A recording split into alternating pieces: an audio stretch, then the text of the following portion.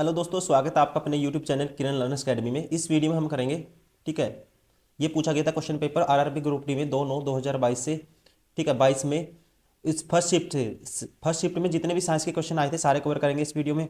First question है जैसे कि a ray of light incident on a refractive surface A B of a glass prism kept in air and emergent out of the other refracting surface AC. Consider the following statement. तो दोस्तों देखो, कोई भी prism है,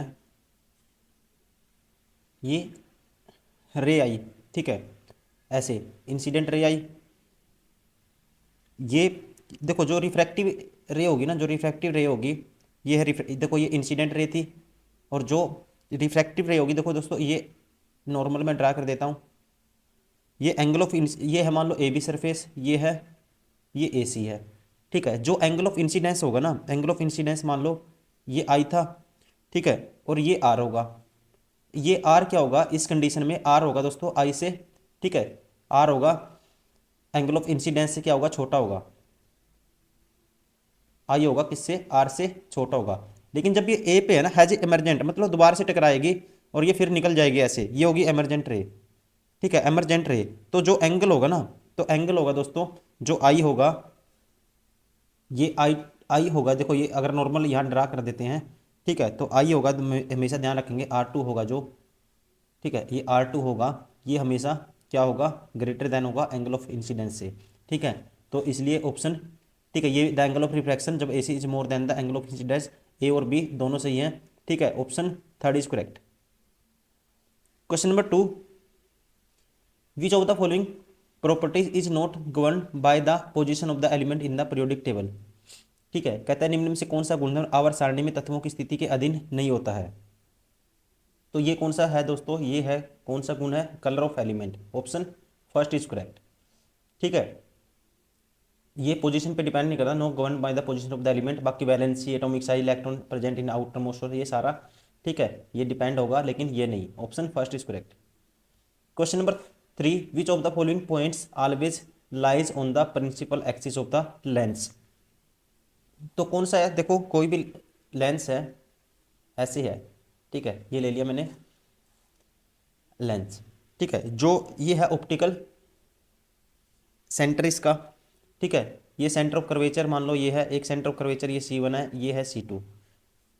दोस्तों refraction और ये नहीं लाई करेगा, पॉइंट ऑफ रिफ्रैक्शन नहीं होगा और पॉइंट ऑफ इंसिडेंस नहीं होगा, लेकिन ऑप्टिकल सेंटर होता है, ध्यान रखेंगे। ऑप्शन कौन सा होगा? ओनली ऑप्टिकल सेंटर, ऑप्शन, ठीक है, तो ये होगा ऑप्शन 4 इज करेक्ट।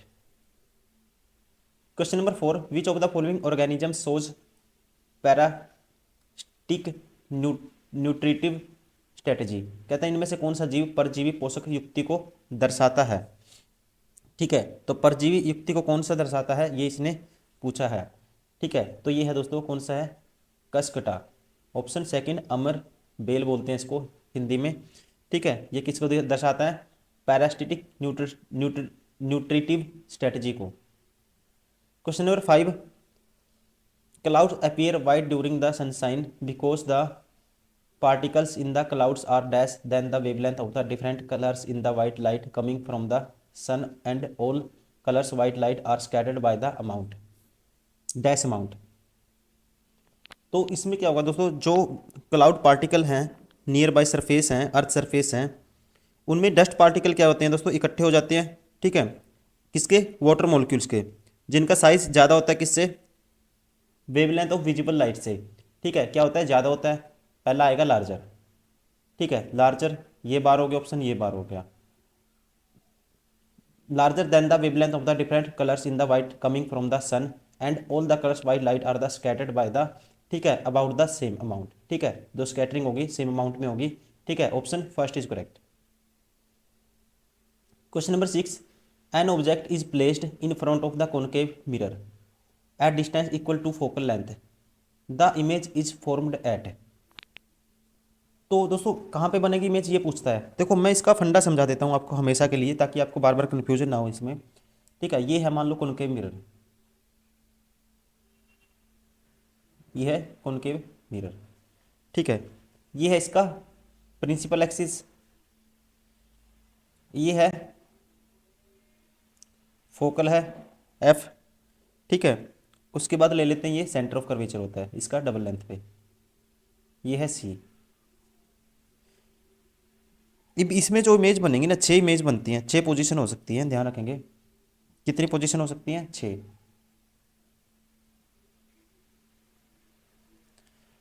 पहला ऑब्जेक्ट, ठीक है, और ये है इन्फिनिटी, ठीक है, इसको मान लेते हैं इन्फिनिटी। देखो एक ऑब्जेक्ट हो सकता है इन्फिनिटी पे, तब पूछेगा इमेज कहाँ बनेगी। फिर दूसरा हो सकता है इन्फिनिटी और सेंटर के बीच में, फिर पूछेगा इमेज कहाँ बनेगी। तीसरा हो सकता है दोस्तों सेंटर पे, सेंटर ऑफ कर्वेचर पे, फिर पूछेगा इमेज कहाँ बनेगी आपसे। और ठीक है, और क्या हो सकता है फोर्थ, क्या हो सकता है दोस्तों, सेंटर और फोकस के बीच में हो सकता है, सेंटर और फोकस के बीच में हो सकता है चौथा। फिर पूछेगा इमेज कहाँ बनेगी, सेंटर और फोकस के बीच में हो सकता है। पांचवा फोकस पे हो सकता है जो अभी इस क्वेश्चन में पूछा है, तो इमेज कहाँ बनेगी। और छठा फोकस और पोल के बीच में हो सकता है, फिर इमेज कहाँ बनेगी। ठीक है, तो मैं इसको आपको डायरेक्ट बताता हूँ, आपको समझ में आता है ठीक है, वरना आप इसको रट लेना है, क्वेश्चन में एग्जाम में क्वेश्चन आएगा ही आएगा यहाँ से। ठीक है, तो इमेज की जो पोजीशन होगी ना, इमेज की पोजीशन जब ध्यान रखेंगे, जब है ना इमेज क्या होगी, जब ऑब्जेक्ट होगा इन्फिनिटी पे, तो इमेज बनती है किस पे, किस पे बनती है दोस्तों, ये बनती है जब इन्फिनिटी पे होगा ऑब्जेक्ट, तो इमेज बनेगी फोकस पे। ठीक है, तो बनेगी फोकस पे, ऐसे कर लेता हूँ इसको। ठीक है, कहाँ बनेगी इमेज, ये इमेज ऐसे में रिप्रेजेंट कर रहा हूँ इमेज को, ठीक है, ध्यान रखेंगे। अब इसको मैं हाईलाइट कर देता हूँ अलग से। इमेज कहाँ बनेगी, ठीक है, फोकस पे, ये वन है, देखो वन, जब वहाँ वन मीन्स ऑब्जेक्ट है, ओ गोल मैंने किससे ऑब्जेक्ट किया, ऑब्जेक्ट अगर इन्फिनिटी पे होगा तो इमेज कहाँ पे बनेगी, फोकस पे। सेकंड, जो इमेज का जो ऑब्जेक्ट होगा किसका, सेंटर और इन्फिनिटी के बीच में होगा ऑब्जेक्ट, तो इमेज कहाँ पे बनेगी, फिर दोस्तों यहाँ बनेगी, सेंटर और फोकस के बीच में, ध्यान रखेंगे। ठीक है, थर्ड कहाँ होगा, जब सेंटर ऑफ कर्वेचर पे होगा ऑब्जेक्ट, तो इमेज ध्यान रखेंगे दोस्तों यहीं पे बनेगी, कहाँ पे, सेंटर ऑफ कर्वेचर पे ही बनेगी। ठीक है, और इमेज का साइज है ना बढ़ता जाएगा, ये इससे बड़ा था, ये ध्यान रखेंगे, ये फिर इससे बड़ा हो जाएगा इमेज। ठीक है, तो इमेज यहाँ 3 की 3 पे ही बनेगी। ठीक है, अगर ऑब्जेक्ट सेंटर ऑफ कर्वेचर है तो इमेज भी कहाँ बनेगी, सेंटर ऑफ कर्वेचर बनेगी। सेंटर अब ठीक है, अब 4 ऑब्जेक्ट कहाँ हो गया, ठीक है, ऑब्जेक्ट हो गया इसमें फोकस और सेंटर ऑफ कर्वेचर के बीच में हो गया, तो इमेज ध्यान रखेंगे आप। ठीक है, कहाँ बनेगी, ये बनेगी सेंटर ऑफ कर्वेचर और इन्फिनिटी के बीच में। ठीक है, तो यहाँ बनेगी।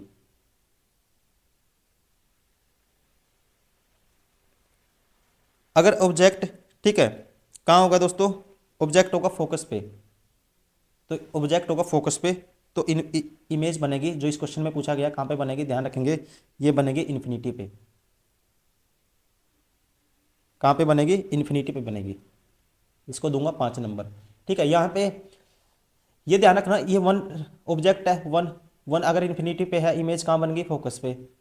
Object second centre of curvature infinity के बीच में है, तो इमेज कहाँ बन गई, 2 की मैंने कहाँ रिप्रेजेंट करी है, ये रहा। ठीक है, कहाँ पे बन गई दोस्तों, 2 कहाँ पे है, ये सेंटर ऑफ कर्वेचर और फोकस के बीच में, ये है 2 नंबर। ठीक है, ये 2 था, ठीक है, ये 1 था, या नीचे लिख देता हूँ, ये 2, ठीक है, ये 3, ये 4 है, ये 5 है। अब फाइनली लास्ट पूछेगा, जब ऑब्जेक्ट होगा ना आपका 6, 6 ये था, जब ऑब्जेक्ट क्या होगा, पोल पोल और फोकस के बीच में होगा, तो इमेज एक ही कंडीशन होती है, ठीक है, राइट साइड बनता है, क्या बनता है, राइट साइड, यहाँ इमेज बनेगी राइट साइड, और क्या बनेगी, सीधी बनेगी। ठीक है, larger image but not largest, larger बनेगी लेकिन और सीधी बनेगी, इरेक्ट। ठीक है, क्या बनेगी, लार्जर और इरेक्ट। ठीक है, ठीक है, ये कुछ भी पूछेगा आप बता सकते हो ऐसे इसमें अब। और ध्यान रखेंगे आप, ये सारे के सारे इमेज क्या हैं, ठीक है, इन्फिनिटी पे इमेज क्या है, सबसे बड़ी पूछता है, अगर सबसे बड़ी इमेज कहाँ बनेगी दोस्तों, ये सबसे बड़ी बनेगी इन्फिनिटी पे। पूछता है सबसे बड़ी कहाँ बनेगी, सबसे बड़ी कहाँ बनेगी, ये बनेगी इन्फिनिटी पे। ठीक है, ये पूछ सकता है आपसे। और सारे की सारी, ठीक है, इन्वर्टेड इमेज है, ठीक है, इन्वर्टेड एंड रियल है, ये रही सारी की सारी क्या है, देखो उल्टी है, inverted and real, inverted and real. Means इनको सभी इमेज को क्या पर्दे पे उतारा जा सकता है, पर्दे पे क्या उतारा जा सकता है, इनको सभी को सकता है। अब बताओ और कोई कंफ्यूजन इसमें? ठीक है, वो क्या था, ऑब्जेक्ट की पोजीशन थी। ठीक है, पी क्या था, प्रिंसिपल एक्सिस था। सी क्या था, सेंटर ऑफ कर्वेचर था, इन्फिनिटी था। ठीक है, यही था। तो आप बता सकते हो जब भी आपके पास क्वेश्चन आया कोई भी, ठीक है, बता सकते हो। अगर कहता है जो है ना इमेज, स्मॉलेस्ट इमेज कहाँ बनेगी, ये भी पूछ सकता है। स्मॉलेस्ट, ये स्मॉलेस्ट पॉइंट है। ठीक है, सबसे स्मॉलेस्ट या छोटी कहाँ बनेगी, फोकस पे।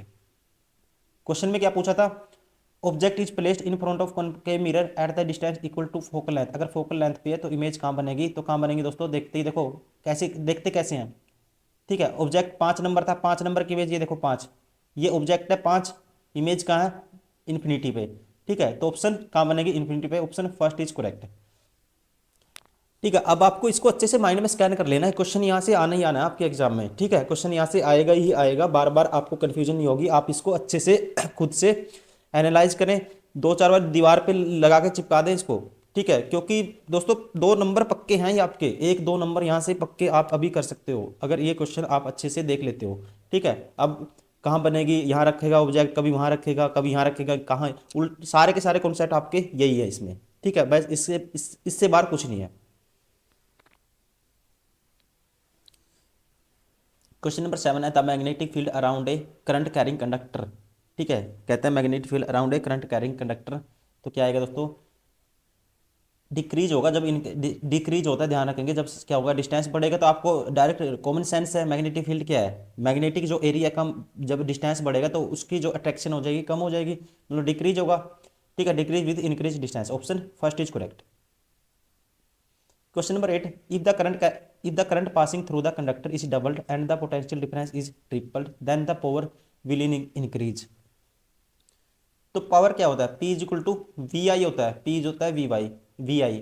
ठीक है, तो ये डबल हो गया, ट्रिपल हो गया, 2 गुणा 3 करोगे तो पावर क्या हो जाएगा, 6 टाइम हो जाएगा। Option third is correct.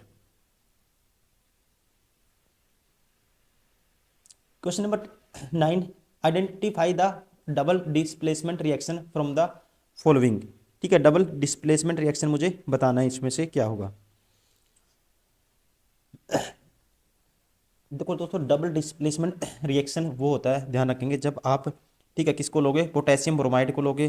ठीक है, प्लस बैरियम आयोडाइड को लगे, पोटेशियम ब्रोमाइड, बैरियम आयोडाइड, और क्या बनेगा, पोटेशियम आयोडाइड प्लस बैरियम, क्या बनेगा, ब्रोमाइड।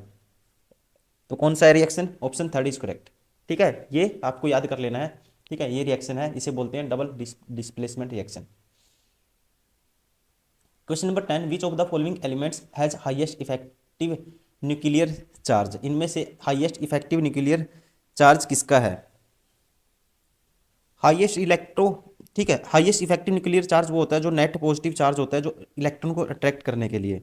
ठीक है, और ध्यान रखेंगे जो फ्लोरीन है दोस्तों, इस पे हाईएस्ट इफेक्टिव न्यूक्लियर चार्ज होता है, क्योंकि इस पे जो है ना प्रोटॉन है ना, प्रोटॉन न्यूक्लियस में बहुत ज़्यादा होते हैं।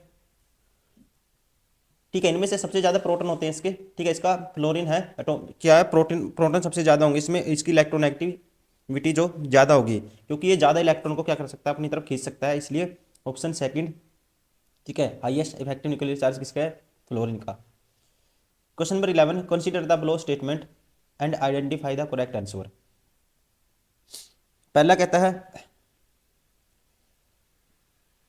The metal high up in the reactivity series very reactive. कहता है कि अभिक्रियाशीलता श्रेणी में सबसे ऊपर स्थित धातुएं अत्यधिक अभिक्रियाशील होती हैं। ठीक है, अत्यधिक अभिक्रियाशील होती हैं, तो दोस्तों 100% ट्रू है। सेकंड कहता है the metal high up reactivity series can obtain from the compounds electrolyte reduction. तो ये भी दोस्तों, ठीक है, किससे ऑब्टेन किया जा सकता है, from their compounds by electrolyte in reduction से। ऑप्शन ये भी ठीक है, ये भी ठीक है। ठीक है, both the statement are true. Question number 12, निम्नलिखित मनुष्य दांतों के कर्म अक्षय के विभिन्न चरणों को दर्शाता है। दांतों के अक्षय से संबंधित कथनों से एक के अलावा अन्य सभी सही है, गलत कथन का पहचान कीजिए। ठीक है, गलत बताना मुझे कौन सा है। पहला अम्ल इनेमल मृदुकरण कर देते हैं जिसकी वजह से दांतों में दर्द होता है। ठीक है। जीवाणु शर्कराव का विघटन। ठीक है, कहते हैं जीवाणु है जो बैक्टीरिया शर्कराओं का विघटन करके अम्ल उत्पन्न करते हैं, ये भी ठीक है। मुंह में बचे हुए भोजन में जीवाणु सक्रिय हो जाते हैं। यस दोस्तों, ठीक है। ठीक है, बैक्टीरिया, अगर आप भोजन है आपके मुंह में, बैक्टीरिया हो जाता है। ठीक है, सक्रिय हो जाता है, एक्टिव हो जाता है। इसमें जीवाणु की कोई भूमिका नहीं होती है, विषाणु जनित होते हैं दोस्तों, ये गलत है। ठीक है, विषाणु वायरस से नहीं होती ये। इसमें क्या होता है, किसकी प्ले रोल, इंपॉर्टेंट रोल कौन प्ले करते हैं, बैक्टीरिया मीन्स जीवाणु।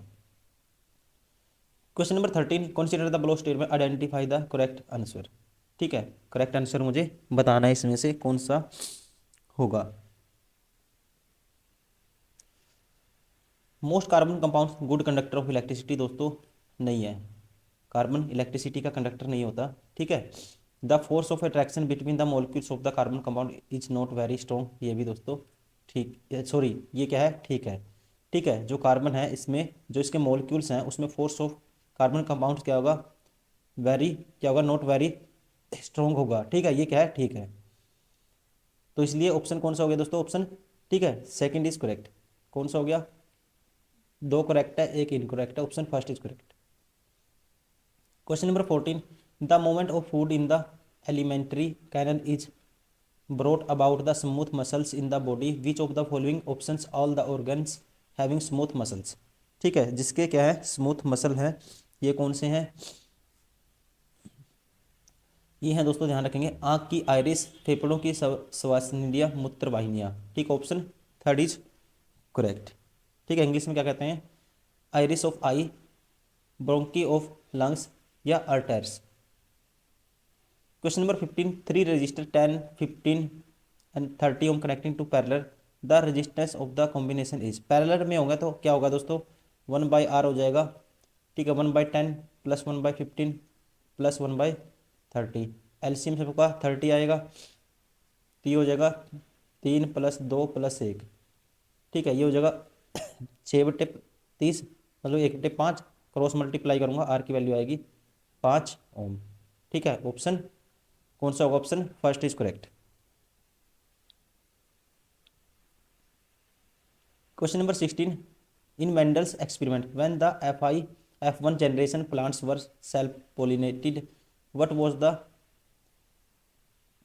जीनोटाइपिक रेशियो, जीनोटाइपिक रेशियो, ये क्वेश्चन पूछता है दोस्तों बार बार, ध्यान रखेंगे ये रेशियो क्या है। ठीक है, ये है 1:1, option first second is correct. Question number 17, the angle of between thumb and the middle finger Fleming left hand rule. ठीक है, जो फ्लेमिंग का लेफ्ट हैंड रूल है, जो थंब और मिडल फिंगर, ठीक है, इनके बीच में एंगल कितने डिग्री का होता है दोस्तों, तो आपको पता ही होना चाहिए। ठीक है, कितने डिग्री का होता है, 90 डिग्री का, ऑप्शन फर्स्ट इज करेक्ट। सारे के सारे motion of conductor, magnetic field, ये आपस में क्या है, परपेंडिकुलर होते हैं। ठीक है, जैसे मैं बताऊं आपको, मैं बना के दिखा देता हूँ। ठीक है, क्योंकि बार बार क्वेश्चन आता है। ये है थंब, ये फोर्स की डायरेक्शन बताएगा। ठीक है, जो आपकी ये इंडेक्स फिंगर बोलते हैं इसको, ये किसकी डायरेक्शन बताएगी, मैग्नेटिक फील्ड की, बी की मैग्नेटिक फील्ड। और जो ये वाली फिंगर है दोस्तों बीच वाली, ये डायरेक्शन किसकी बताएगी, करंट की। ठीक है, आई की। अब पूछा क्या है, thumb and middle finger, thumb और मिडल फिंगर क्या एक दूसरे के परपेंडिकुलर है। ठीक है, मतलब 90 डिग्री।